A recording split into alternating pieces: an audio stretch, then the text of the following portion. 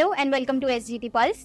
मैं हूं आपके साथ आद्या और आज हम बात करने वाले हैं एग्रीकल्चर के बारे में। आज हमारे साथ गेस्ट जुड़े हैं जो है agriculture skill council of India के CEO doctor Satyendra Arya. Doctor Satyendra Arya ने अपने 34 साल की करियर में अपना बहुत बड़ा योगदान दिया है एग्रीकल्चर में और स्किल डेवलपमेंट में। उन्होंने 14 लाख से भी ज़्यादा लोगों को ट्रेन किया है ASCI के अंडर और उन्होंने देश भर के स्कूलों में और कॉलेजेस में वोकेशनल कोर्सेज को इंट्रोड्यूस किया है। तो आइए आज हम बात करते हैं इनकी जर्नी के बारे में और अपने एग्रीकल्चर के फ्यूचर के बारे में। सर, हमारे पॉडकास्ट SGT पल्स में आपका बहुत बहुत स्वागत है। आपने जो एग्रीकल्चर स्किल और डेवलपमेंट में जो योगदान दिया है वो बहुत ही प्रेरणादायी है। सर, मेरा सबसे पहले आपसे ये सवाल है कि आप किस तरह से एग्रीकल्चर की तरफ और स्किल डेवलपमेंट की तरफ आपने एक अपना पैशन बनाया? देखिए, मैं एक पशु चिकित्सक हूँ बेसिक ट्रेनिंग के द्वारा, लेकिन बाद में मैंने रूरल मैनेजमेंट और फॉरेन ट्रेड के अंदर में ट्रेनिंग की थी और करीब 21 साल 2012 तक मैं कृषि क्षेत्र के जो एक्सपोर्ट इंपोर्ट है उसके साथ में जुड़ा हुआ था। 21 साल के कॉर्पोरेट सेक्टर की जर्नी के बाद में मैं डेवलपमेंट सेक्टर में आने का प्रयास कर रहा था। उसी समय एक मौका मिला कि स्किल इंडिया मिशन उस टाइम में इवॉल्व हो रहा था और जब ये स्किल इंडिया मिशन इवॉल्व हो रहा था तो एक स्किल काउंसिल कृषि क्षेत्र में बनाने की जरूरत थी। उसके लिए मुझे आमंत्रित किया गया। मैं एक फाउंडर CEO के तौर पे तब से काम कर रहा हूँ। करीब 12 साल से agriculture skill council of India के साथ में जुड़ा हुआ हूँ और तब से ये संस्था बनी और आज एक पर्टिकुलर स्तर पे पहुंची है जिसमें हम लोगों ने करीब 14 लाख कृषि क्षेत्र में ट्रेनिंग की। सर, आपकी नज़र में भारत में एग्रीकल्चर सेक्टर में ऐसे कौन से बड़े चैलेंजेस हैं जिसको ASI टैकल करता है? देखिए, कृषि एक काफ़ी बड़ा क्षेत्र है और स्किल इंडिया अभी मैं सारे एक चैलेंजेस को सॉल्व करने का वो नहीं करता, लेकिन जहाँ तक हमारा प्रयास ये रहता है कि हम भारतीय कृषि जिसमें मत्स्य पालन, बागवानी, पशुपालन, ये सारे क्षेत्र आते हैं, इनके अंदर हम कौशल विकास पे ध्यान दें। भारत एक युवा राष्ट्र है और कृषि जगत में जो परंपरागत तरीके से एक पीढ़ी से दूसरी पीढ़ी को जो ज्ञान जाता था वो आजकल कम हो गया है। तो एक एक्सटर्नल इंटरवेंशन या एक बाहर से एक प्रयास की जरूरत है, तो हम लोग उसको कौशल विकास के बाहर से जो प्रयास होने चाहिए हम उसको बढ़ावा दे रहे हैं। जहाँ तक कि हमारे प्रयासों का जो अभी के प्रयास है, ज़्यादातर आगे जो नए किस्म के जॉब रोल्स हैं या जो चैलेंजेस हैं उनको एड्रेस करने के लिए, जैसे कि क्लाइमेट चेंज, जलवायु जो परिवर्तन हो रहा है उसके चैलेंजेस, या ऑर्गेनिक फार्मिंग को जो प्रोत्साहन देने का है, या ग्रीन हाउस गैस एमिशंस को कम करने का है, या कृषि क्षेत्र में रिन्यूएबल एनर्जी के प्रयोग को, चाहे उसमें डेयरी हो, पोल्ट्री हो, फिशरी हो, इसमें जब ये नई चीजें आएंगी तो इनको एक कौशल विकास करना पड़ेगा, क्योंकि युवाओं को उस चीज का उनको पता नहीं चला है। उनको इन चीजों से अवगत कराया जाएगा, उनको कौशल विकास किया जाएगा। बाद में ये डिपेंड करता है कि अगर वो सेल्फ एम्प्लॉयमेंट का क्षेत्र है तो स्वयं व्यवसाय का उसके लिए वो अपने आप को अवसर प्राप्त कर सके, या अगर उसका वेज बेस्ड एम्प्लॉयमेंट है, यानी जब सैलरी बेस्ड कोई एम्प्लॉयमेंट है उसके अंदर में भी अगर उसको अवसर मिलता है तो वो उसको भी अवसर का लाभ उठा सके। सर, ASCI के अंडर 14 लाख से भी ज़्यादा लोग ट्रेनिंग कर चुके हैं, तो सर आप कोई ऐसी उनकी सक्सेस स्टोरी या फिर कोई चेंज जो आपको देखने को मिला उसमें, आप उसके बारे में शेयर करिए सर। देखिए, जब हम 14 लाख ट्रेनिंग की बात करते हैं तो उस पर ऐसे मोटे तौर पे 1/3 शॉर्ट टर्म ट्रेनिंग, जैसे कि जो 1 महीना या उससे ज़्यादा की ट्रेनिंग, और करीब 7 लाख जो उसके अंदर में ट्रेनिंग हुई है वो पूर्व कौशल प्रमाणीकरण यानी RPL के माध्यम से हुई, और 3 लाख स्कूल के अंदर में। आज के दिन में हम करीब 2700 स्कूलों में 26 प्रांतों में 9वीं 10वीं और 11वीं 12वीं उनकी कौशल विकास कर रहे हैं। सबसे बड़ा, जब आप सक्सेस स्टोरी की बात करते हैं, यही अपने आप में काफ़ी बड़ा हमारे लिए सेटिस्फेक्शन, संतोष का विषय है कि 7 लाख प्लस लोगों को हमने पूर्व कौशल प्रमाणीकरण किया।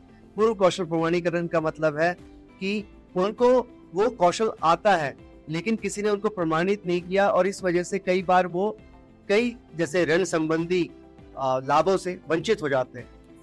तो पूर्व कौशल प्रमाणीकरण के माध्यम से विभिन्न क्षेत्रों में डेयरी, पोल्ट्री, फिशरी, उसमें भी डिफरेंट जॉब रोल्स जैसे होते हैं कि hydroponic technician, artificial insemination technician और सम वेटरनरी क्लिनिकल असिस्टेंट, जो भी वो लोग काम कर रहे थे और वो इनफॉर्मल सेक्टर में अगर काम कर रहे थे तो इस पूर्व कौशल प्रमाणीकरण की तरह वजह से उनको एक व्यावसायिक पहचान मिल गई, यानी वोकेशनल आइडेंटिटी मिल गई। So I think that is the biggest success story in itself. और अभी मैं इंडिविजुअल या किसी एक आदमी के सक्सेस स्टोरी का मैं बयान नहीं करना चाहता। ओके सर, आपके हिसाब से टेक्नोलॉजी और डिजिटल टूल्स का क्या रोल रहेगा एग्रीकल्चर सेक्टर में आगे?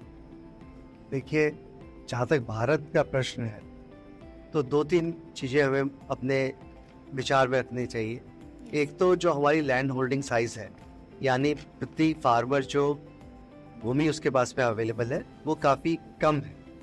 2 हेक्टेयर से कम वाले हमारे पास में ज़्यादातर किसान हैं और जब छोटे किसान होल्डिंग साइज होती है तो उसके अंदर में आप एक कैश सरप्लस एग्रीकल्चर उत्पाद नहीं कर सकते, कृषि उत्पाद नहीं कर सकते। तो जब लो कॉस्ट फार्म मैकेनाइजेशन के अपने चैलेंजेस हैं तो सबसे ज़्यादा तो हमें उसको एड्रेस करना है। साथ साथ में लेकिन क्योंकि विश्व काफ़ी आगे बढ़ रहा है, जहाँ इंटरनेट ऑफ थिंग्स की बात हो रही है, लो कॉस्ट ऑटोमेशन की बात हो रही है, या आप प्रिसीजन एग्रीकल्चर की बात करते हैं, या माइक्रो इरिगेशन की बात करते हैं, या डिजिटल एग्रीकल्चर की बात करते हैं, या प्रिसीजन फार्मिंग की बात करते हैं, ये सारे के सारे नए क्षेत्र हैं। और भारतीय कृषि कौशल परिषद यानी agriculture skill council of India का ये प्रयास है कि युवाओं को वो फ्यूचर स्किल, यानी जो फ्यूचर में आने वाली चीजें हैं उनसे अवगत कराया जाए। अगर आप कहते हैं आर्टिफिशियल इंटेलिजेंस आज के दिन में बढ़ रहा है, तो आर्टिफिशियल इंटेलिजेंस का भी हम कैसे कृषि में उपयोग कर सकते हैं। तो ये जितने भी फ्यूचर स्किल्स हैं, ये हम लोग ट्रेडिशनल स्किल से हटके उन पे अपना प्रयास कर रहे हैं।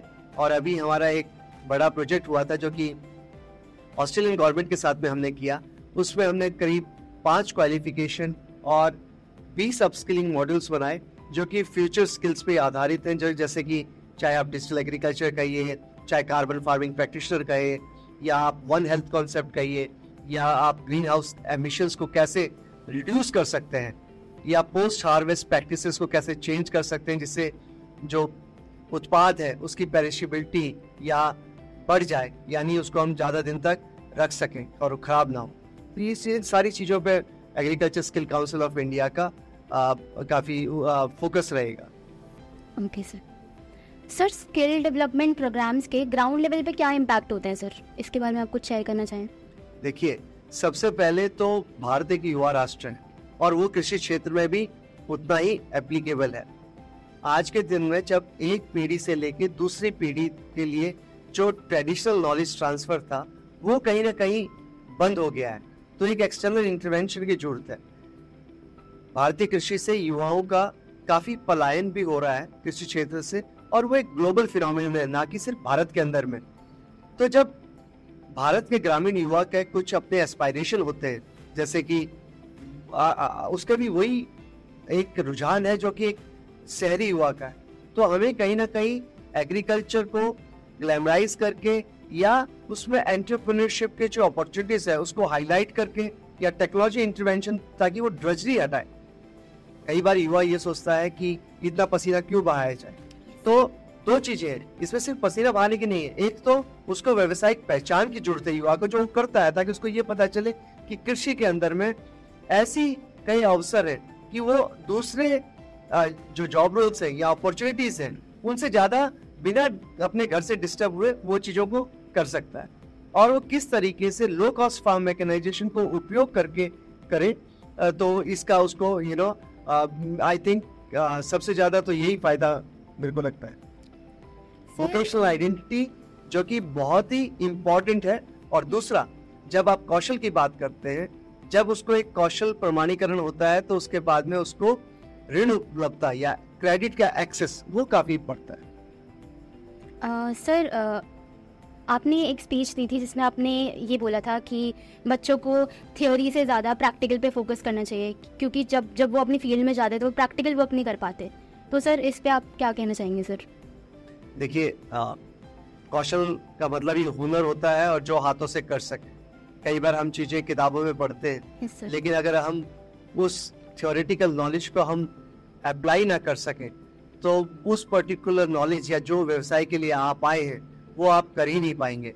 ये इसका यही उदाहरण है कि अगर आज आप जो मेरे साथ में पॉडकास्ट कर रहे हैं और अगर आपसे सिर्फ किताबों में पढ़ रही होती और आज के दिन में आप ये कौशल को ना डेवलप कर रहे होते या प्रैक्टिस नहीं करते, या आज जैसे कि हर एक स्टूडेंट की एक जर्नी होती है या आपकी किसी प्रोफेशनल की जर्नी होती है, तो हर हम जो कार्य करते हैं उसमें वो हुनर में काबिलियत आती है। लेकिन अगर आप ये सोचें कि कमरे में बैठ के मैं एक किताब पढ़ती और हम पॉडकास्ट किसी दिन करते, तो बिना प्रैक्टिकल के, बिना उस प्रैक्टिस के आप उस चीज को अच्छी तरह से कर ही नहीं पाएंगे। तो आपने भी जब यहाँ आए होंगे तो बजाय उसको सिर्फ किताब में पढ़ने के, आई एम श्योर कि आपने उसको थोड़ा सा प्रयास किया होगा, तभी आप इतने अच्छे तरीके से कर पा रहे हैं।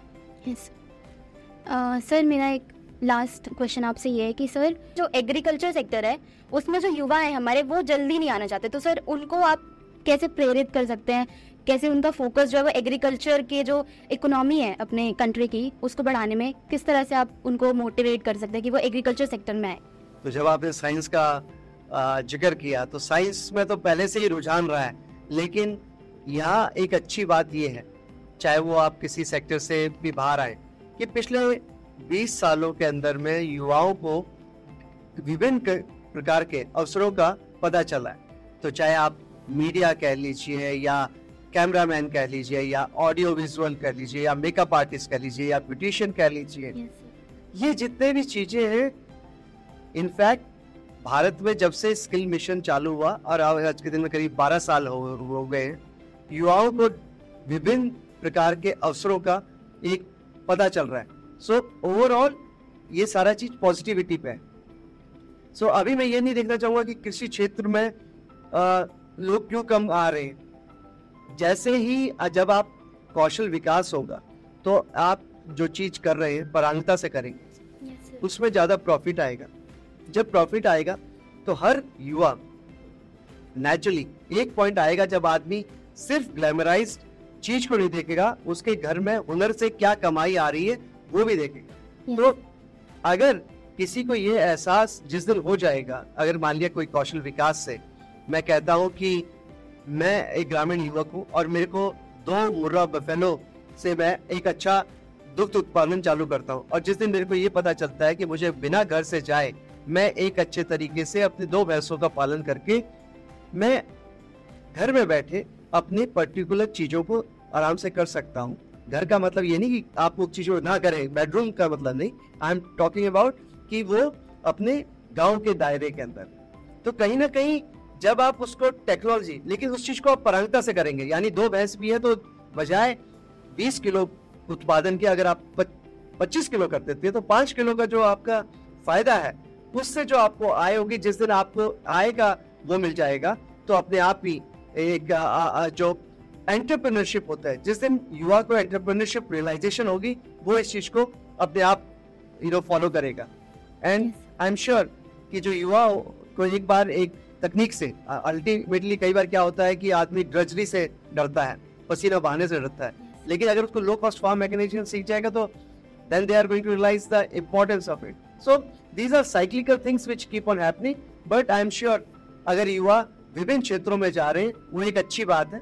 और लेकिन जो भी युवा अगर कृषि में भी है तो ऐसा नहीं है कि हमारे पास में कोई कृषि में एग्रीकल्चर वर्कफोर्स की कमी है। अगर वो कम भी होते जाए कोई उसके अंदर में उससे कोई फर्क नहीं पड़ता, लेकिन जो भी आदमी या युवा कृषि में रह जाता है वो पूरा उनका कौशल विकास पूरा हो और उसको परांगता से वो चीज करनी आए, वो सबसे ज्यादा महत्वपूर्ण। Sir, thank you so much. आपके साथ ये बातचीत बहुत ही इंसाइटफुल रही, इन्फॉर्मेटिव रही। आपने जो भी अपने विजन्स, अपने एक्सपीरियंसेस शेयर करे एग्रीकल्चर और स्किल डेवलपमेंट के बारे में, हमने बहुत कुछ सीखा, बहुत कुछ जाना, और हमारी पूरी टीम की तरफ से आपका बहुत बहुत धन्यवाद। बहुत बहुत धन्यवाद। आप जैसे युवाओं से मिलके हम भी काफी एनर्जी महसूस करते हैं। और आप सभी व्यूअर्स का भी बहुत बहुत धन्यवाद। आप वीडियो की एंड तक बने रहे और ऐसे ही और वीडियोस देखने के लिए do like share and subscribe to SGT pulse.